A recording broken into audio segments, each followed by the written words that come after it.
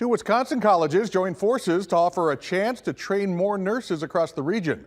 Beloit College and Madison's Edgewood College officially created dual degree programs. Students can spend up to 5 years getting their Bachelor's of Science and nursing degrees. This is the first nursing program at Beloit College and will renovate certain areas on campus to build a clinical setting.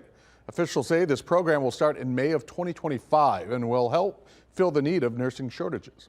And so we're meeting that demand through this partnership. So it's both community oriented and it's also inviting local students, high school students, to the Beloit campus to find a place that's close to home where they can get a BSN and have well-paying jobs that actually help the community right around us.